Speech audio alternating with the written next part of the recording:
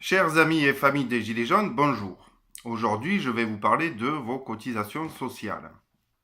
Et en effet, c'est en laissant le soin aux hommes politiques de gérer vos cotisations sociales qu'ils s'en chargent d'en faire n'importe quoi, à votre plus grand détriment, afin d'assouvir leurs politiques injustes ou délirantes de l'incompétence et du mélange de tout et de n'importe quoi. Voilà.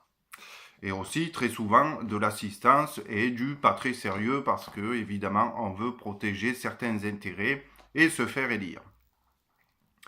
Voilà pourquoi je vous propose à ceux qui le voudront de garder l'argent de leurs cotisations et de le gérer par eux-mêmes.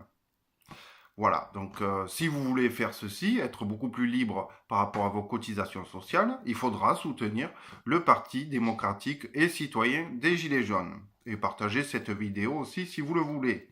Par contre, pour ceux qui veulent laisser encore leurs cotisations entre les mains d'hommes politiques que je trouve quelque peu suspects, eh bien, ma foi, libre à eux, il n'y a pas de problème, et ils peuvent aussi soutenir les Gilets jaunes en même temps, le parti, parce que, nous, on est un parti libre.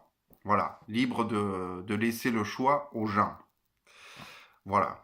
Après, bon, je pense que c'est une très bonne idée, puisque, mon beau-père, qui est alsacien, à l'époque, avait le droit de cotiser de manière privative pour ses cotisations sociales ou de santé, etc.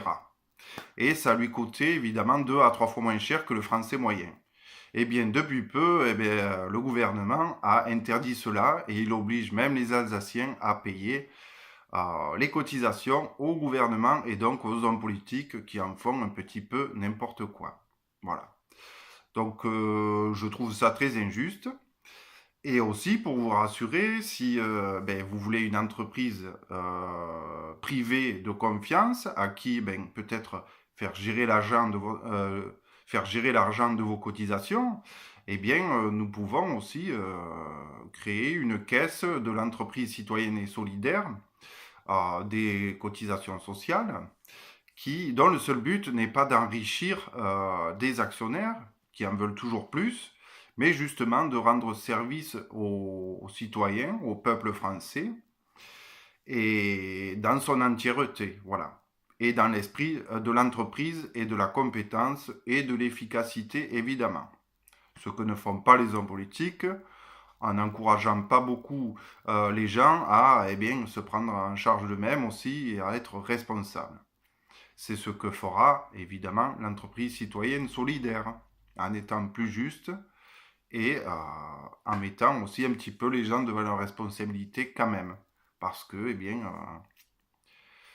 voilà, on ne peut pas laisser n'importe qui faire n'importe quoi, se mettre au chômage tout le temps, une fois tous les 6 mois, profiter du chômage parce qu'on se dit que la société est injuste, qu'elle n'œuvre que pour les plus riches et que donc, je vais profiter du système social gouvernemental sans arrêt. Non, moi je ne pense pas que ce soit une bonne logique.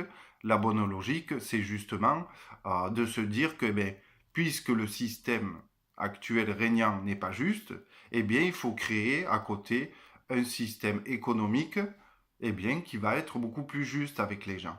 Voilà ce qu'il faut faire. Ce n'est pas se soumettre au système et créer après un chaos économique phénoménal pour les dictatures futures, que nous allons faire avancer les choses. Voilà, donc je vous remercie et je vous dis au revoir.